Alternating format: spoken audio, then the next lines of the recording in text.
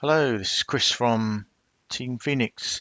So today we're going to look at the case of Kassanndra Cantrell, and we have the formal charges and the probable cause affidavit to look at, and we can just look and see just how the ex-boyfriend Colin Dudley, who is in jail on a £2 million bond, how he plotted and planned and murdered his ex-girlfriend and friend Cassandra Cantrell, who's also, of course, 3 months pregnant. So he's also murdered her unborn child. So Cassandra went missing on August 25th from her home in Parkland in Washington, and a few days later they found her vehicle, and the vehicle was found very near to her ex-boyfriend's home and very, very near his work. And it was always suspected by Cassandra's family that that morning that she went missing, she had gone to see Colin Dudley, her former boyfriend, as I say, they were now friends. And the following day, after she disappeared, she was due to go to an ultrasound. So it was always believed by the family that she went to see him for two main reasons. One was to take proof of the pregnancy to him and proper documents proving that she was pregnant, and secondly, more than likely to see, if he wanted to go with her to the ultrasound. She was absolutely thrilled that she was pregnant, but it appears the whole time he was plotting and planning her murder. He was arrested the day that Cassandra's body was found. Cassandra was found on September 23rd.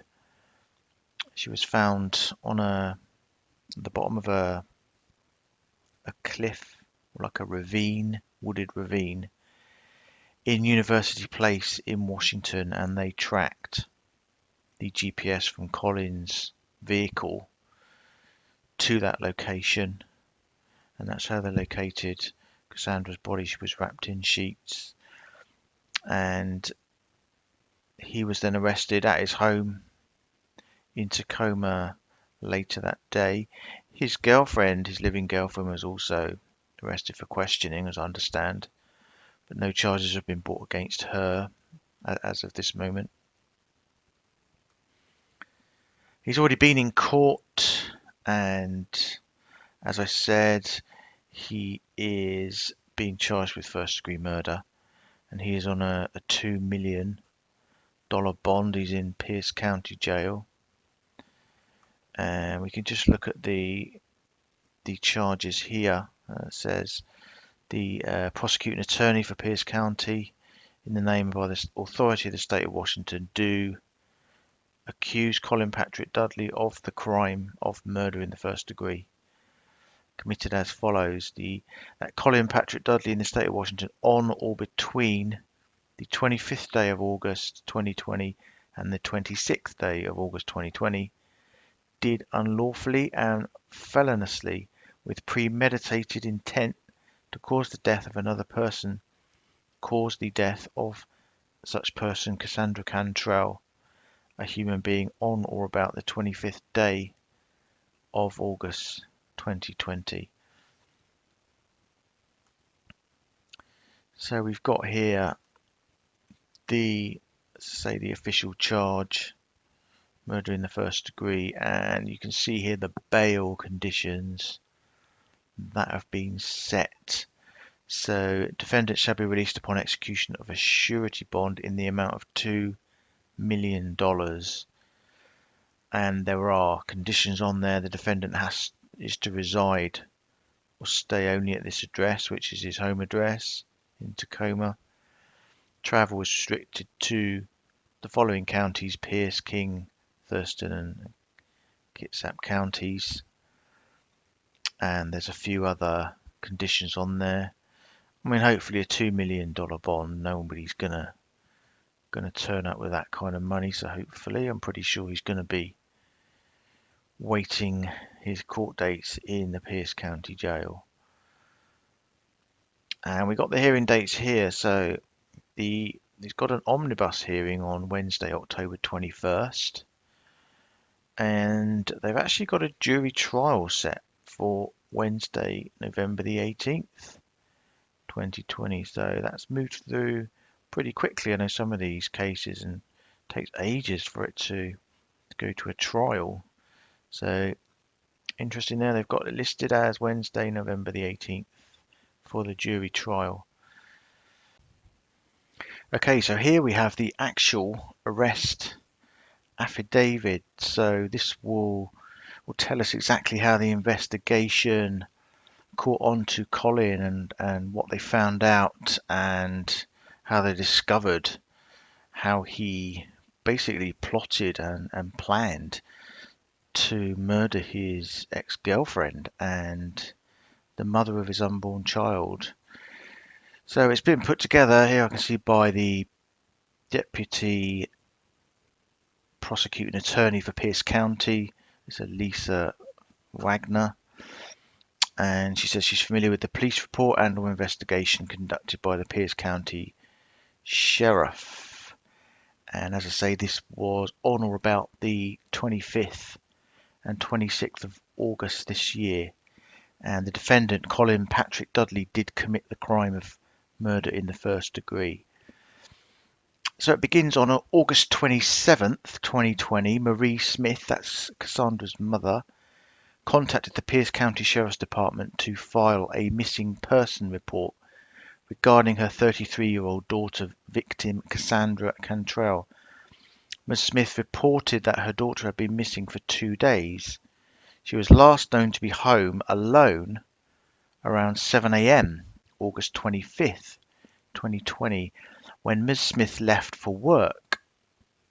Cassandra subsequently did not show up for a prenatal doctor's appointment on August 26th. It was reported that Cassandra did not have any mental health issues, no suicidal ideations, no drug or alcohol abuse issues, and that her not notifying anyone for 2 days was out of character. Ms. Smith told a detective that her daughter did not currently have a boyfriend. She did mention a previous boyfriend named Colin, with whom the victim still maintained a friendly relationship. She said that they would sometimes go to dinner or to movies. Ms. Smith did not know Colin's last name, but thought he lived in Tacoma. Colin was later identified as defendant Colin Patrick Dudley. Detectives learned that the defendant lived at a residence in the 3500 block of South K Street, and further learned that he drove a 2017 Chevy Colorado. A detective determined that the last known phone ping location for the victim's phone was on August 25th, 2020 at 12:45 hours. The phone pinged 2.28 miles south of the Vashon Tower, that's Vashon Island. The detective learned that Point Defiance Park in Tacoma is approximately 2.28 miles from the tower location at the south end of Vashon Island. I can tell you that's where they did concentrate all of their search efforts. That's where they believed that Cassandra's phone to be. A detective spoke to one of the victim's friends, I've just got down as AM, who was supposed to meet the victim at her prenatal doctor's appointment. AM told the detective that the doctor's appointment was for 1:45 p.m. on Wednesday, August 26th, but the victim never showed up. AM said that the victim was happy about being pregnant.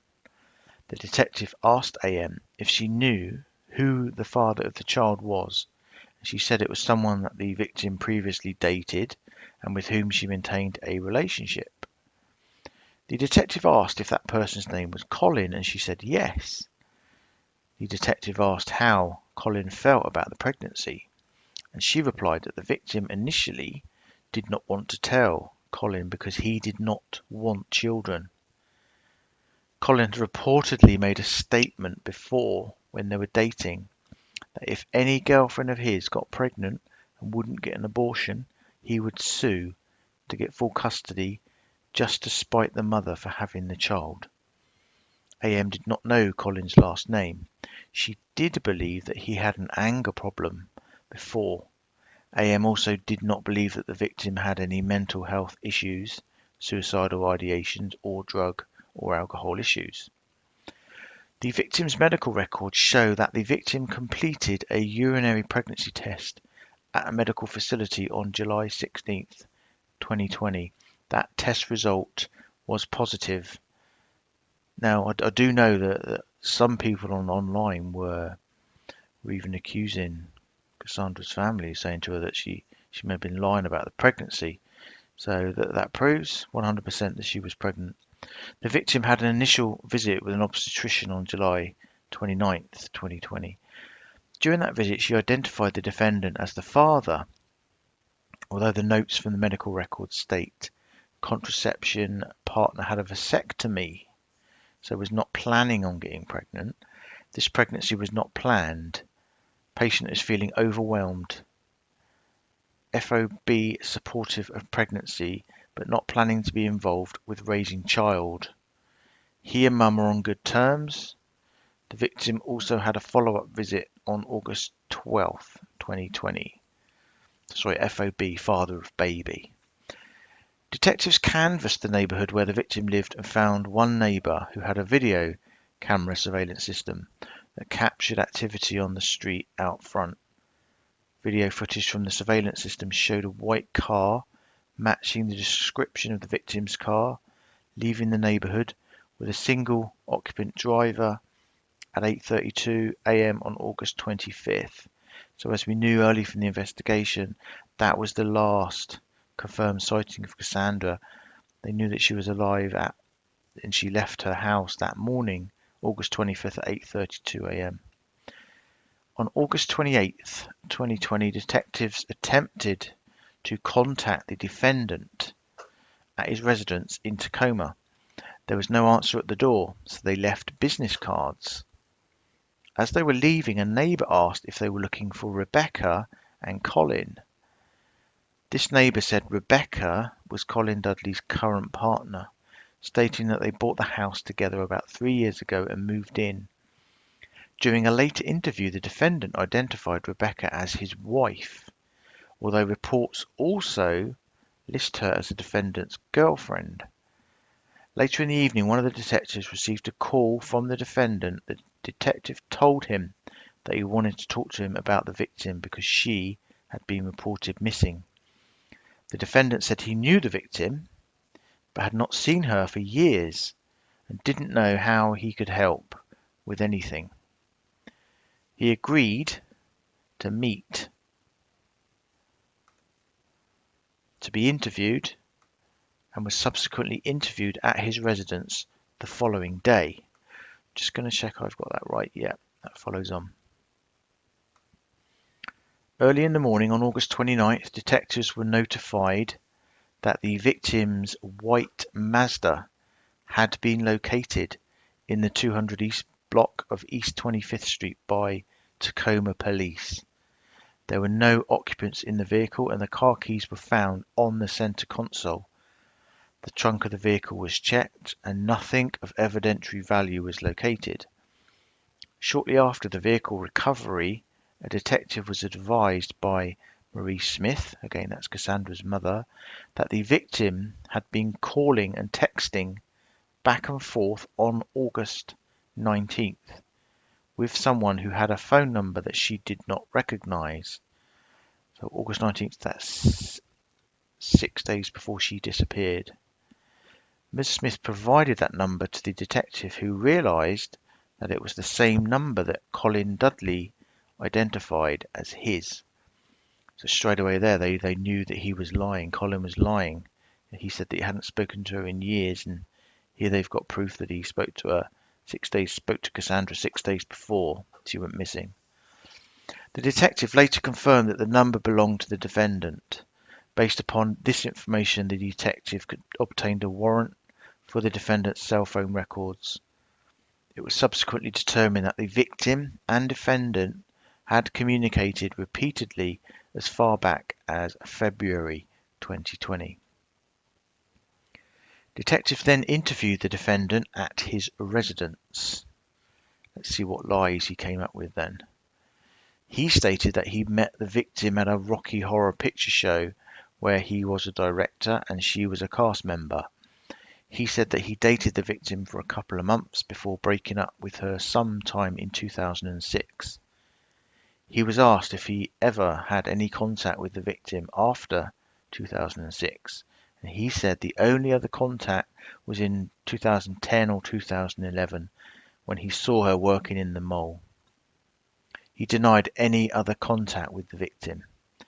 The defendant provided information about his employment, stating that he worked as a chef and he discussed his work hours. When asked, he confirmed that he had been off work on August 25th. He stated that on that day he went to Costco Business to get gas and then did his spring cleaning. Well, that's an instant red flag, isn't it? As we know in any missing person case, if somebody starts doing spring cleaning, that's an instant red flag. He said that on the following day he took a bunch of trash into work because he can use the dumpster there.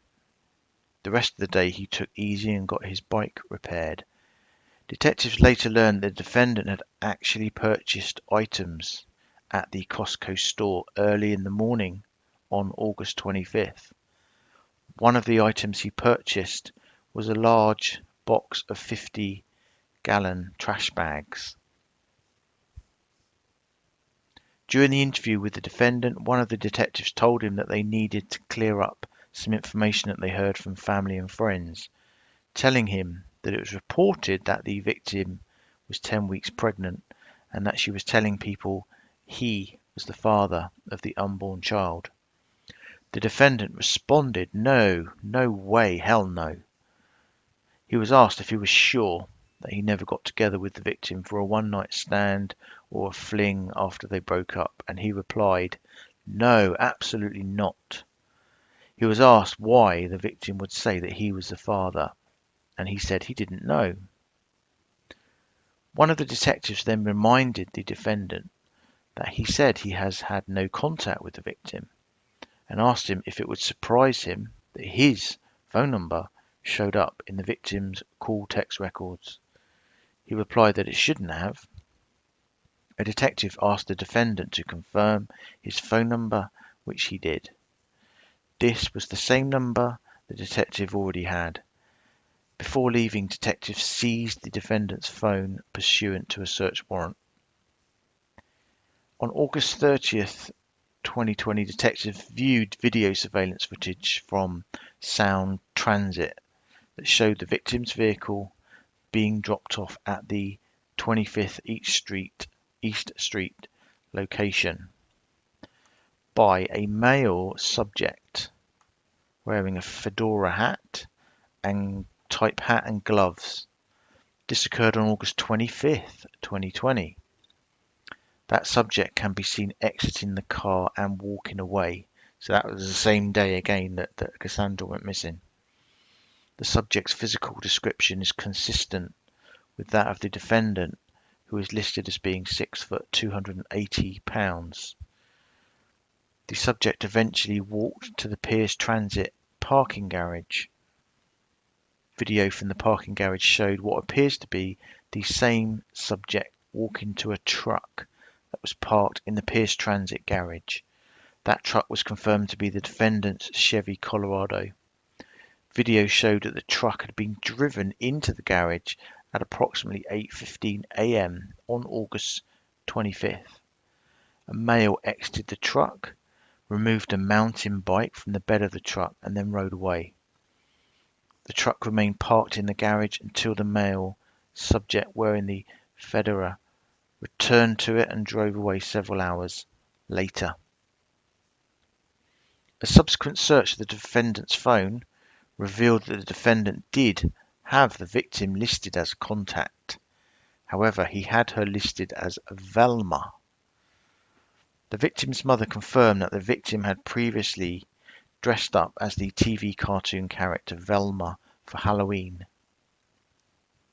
The investigation revealed that the defendant sent a text to the victim on the morning of August 25th at approximately 08:49 hours. Of course, we know that's very shortly after Cassandra left her home that morning. Records showed that he turned his phone off and on throughout that morning. So there were time periods on August 25th where detectives could not obtain location data for the defendant's phone. The records do show that the defendant's phone was on and was registering at his house at 09:41 hours on August 25th. The phone was turned off at 09:56 hours and remained off until 10:30 hours, which is when the defendant called his security company, ADT. There was nothing suspicious about that, right? At 10:53 hours, the defendant texted his girlfriend, wife, Rebecca, and told her not to freak out if the ADT cameras were down, stating that the power was out.